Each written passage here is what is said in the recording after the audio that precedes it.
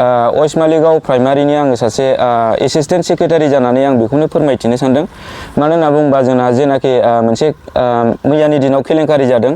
खारन मानो होनबा बिथांमोनहा जेनाखि बिजेपिआव राजीब बांगाल सारजों थांदों बनरगाव समस्तिनि एक्सुअलि नंगौ बिथांमोना थांदों। दा बिसोरनि थांनायनि जाहोना जाहैबाय ओरैबायदि माने बिपिएफ हिसाबै बिसोर थांदों आरो बिपिएफनिफ्राय जोंनि जेनाखि इउपिपिएल दोलोआव फैनो होननानै रायलायबाय थादोंमोन, नाथाय जों बिसोरखौ लाथ'नाय जायाखैमोन। दसेखौ जों जेन'बा रायलायनायजों लोगोसे मास मोनसे मास मोननैखौ जोङो नेथ' होयो। दा नेथ'नो हायैनि दारैहाय बिथांमोनहा बिसोरजों थांदों, जोंहा थांनायनि सायाव खहा गैया। मानो होनोबा मानसिनि माखासे माबाफोरखौ सभाबफोरखौ जोंना इउपिपिएल दोलोआ सायख'गोरो।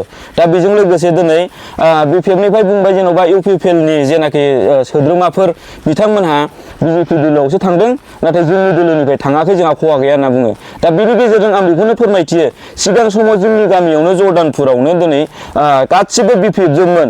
दिनै बिपिएफनि जेनाखि मावनाय, बिपिएफनि जेनाखि सभाब, बेखौ रागा जोंनानै गाज्रि मोननानै गासिबो इउपिपिएल दोलोआव लोब लोब फैदों। दिनै बुंनो थाङोबा जोंनि माबायावहाय जर्दानपुरावहाय वेस्ट मालिगावनि सिङाव थानाय जर्दानपुरावहाय दिनै जेन'बा साथाम साब्रैल'सै बिपिएफआनो, दिनै बिपिएफआनो गैला।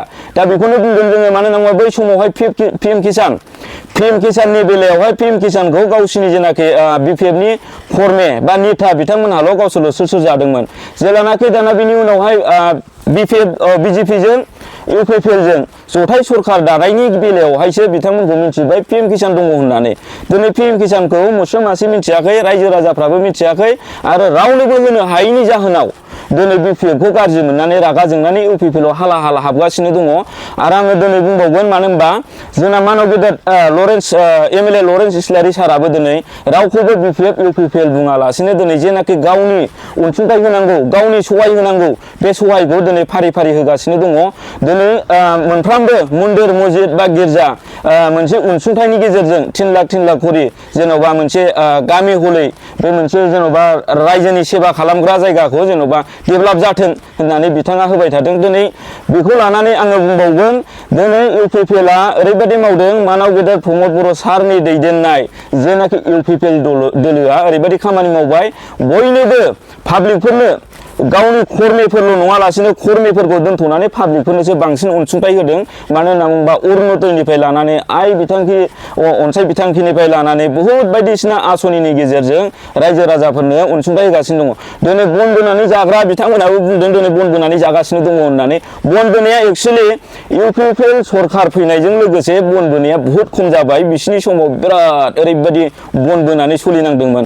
बुंनो थाङोबा नैबे मोनसे दंबायो, जेनाखि आन्दालन समाव जाय आन्दालनाव दावराव समावहाय जेरैबायदि गुबुन जाथिफोरजों जिनाहारि खालामजादों, नङा होमबा? जिनाहारि खालामजानायनि बेलायावहाय बिटिसि एकर्ड जादों। बिटिसि एकर्डआव दिनै बिपिएफ हान्जाया मालाबाबो बिसिनि थाखाय खबर लायाखैमोन, बिसिनि थाखाय मालाबाबो माबा मोनसे राहाबो दिरुनाखैमोन। दिनै मानाव गेदेर प्रमद बर' सारा बिटिआर एकर्डजों लोगोसे दिनै बिसिनोबो 1 लाख खरि माने बाजेट खालामगासिनो दङ।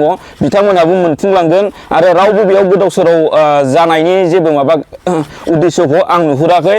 बेखौ मोजां मोननानै दिनै इउपिपिएलनि जेनाखि मिहि जेनाखि आदर्शजों खामानि मावनाय, जेनाखि नांलाय खमलाय गैयै सान्थि भाबै खामानि मावनायखौ नुनानै बिपिएफ दोलोनि सुबुंफ्रा दिनै खर्मिफ्रा दिनै माने गोजोननायखौ नुहुरनानै सान्थिखौ नुहुरनानै लोब लोब फैगासिनो दङ।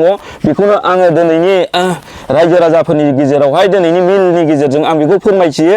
आरो लोगोसे बिसोरनि समाव मा दंमोन, सोरखौबा दं होननानै भट होनाय। जोंनि इउपिपिएलआथ' बेबायदि नङा। जायखि जेखि मावनानै जाया मानो गोसोबायदि मावनानै जानो हानाय जे अधिकारखौ होदों, बेनिफ्राय आरो साबसिन मा दंबायो? बेखौनो आङो सोंथि खालामहरगोन बिथांमोननाव। जेरैबायदि सिगांनि समाव 24 घन्टा रावबो बेरायनानै थानो हायामोन, साननि हरनि बेरायनो हायामोन, दखान बाजार थांनो हायामोन, स्कुल कलेज थांनायावबो बहुद खहामोन। कयेकजन मानसिफ्रा दिनै बेफोरबायदि जेंनानि सायावनो स्कुल गारनानै थानांदों। दिनै मानाव गेदेर प्रमद बर' सारनि दैदेननाय, गोबिन्द सारनि दैदेननाय, फेरेंगा सारनि दैदेननाय, लोगोसे एमएलए लरेन्स इस्लारि सारनि दैदेननायाव ओरैबायदि दिनै सान हर गोसोबायदि 24 घन्टा जेरावखि थाङा थां, जेखि मावा मावनानै जा, बेयाव जेबो बेले बेजे दिनैसिम गैया। बेखौनो होननानै बुङा होमबा सान्थिया?